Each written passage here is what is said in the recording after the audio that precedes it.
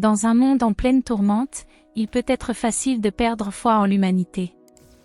Nous voyons les guerres, la pauvreté et l'injustice tout autour de nous, et il peut être difficile de croire qu'il y a encore de la bonté et de l'amour dans le cœur des gens. Mais nous devons nous rappeler qu'il y a toujours de l'espoir. L'espoir d'un lendemain meilleur, l'espoir d'un avenir plus radieux et l'espoir de la rédemption de l'humanité.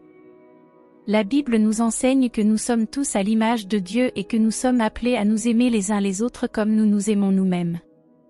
Dans le livre de Matthieu, Jésus nous dit que le plus grand commandement est d'aimer le Seigneur ton Dieu de tout ton cœur, de toute ton âme et de tout ton esprit. Et le second est semblable, aime ton prochain comme toi-même, Matthieu 22, 37-39. Ce commandement nous rappelle que nous ne sommes pas seuls dans ce monde et que nous sommes tous liés les uns aux autres.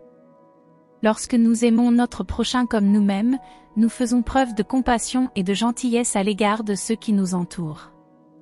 Nous tendons une main secourable à ceux qui sont dans le besoin, nous offrons une oreille attentive à ceux qui souffrent et nous partageons l'amour de Dieu avec tous ceux qui croisent notre chemin. Ce faisant, nous pouvons être une lueur d'espoir pour ceux qui ont du mal à voir la bonté de l'humanité. L'histoire de Job, dans l'Ancien Testament, est un exemple puissant de la résilience de l'esprit humain.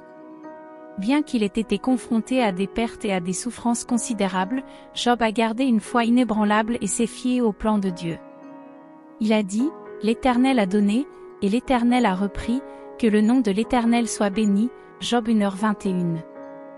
Même au milieu de ces épreuves, Job est resté fidèle et plein d'espoir.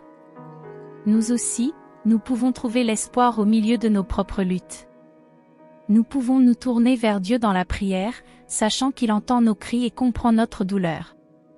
Nous pouvons nous appuyer sur notre communauté et trouver de la force dans le soutien des autres. Et nous pouvons croire que Dieu a un plan pour notre vie, même si nous ne le voyons pas. Alors, mon ami, je t'encourage à garder espoir. Accrochez-vous à la conviction qu'il y a encore de la bonté dans le cœur des gens et que nous pouvons faire la différence dans le monde qui nous entoure. Et je vous invite à prendre un moment pour laisser le nom d'une personne que vous aimez dans les commentaires, afin que nous puissions prier pour elle et demander les bénédictions de Dieu sur sa vie. Que l'amour de Dieu vous entoure toujours, et que vous trouviez l'espoir et le réconfort de savoir que vous n'êtes pas seul.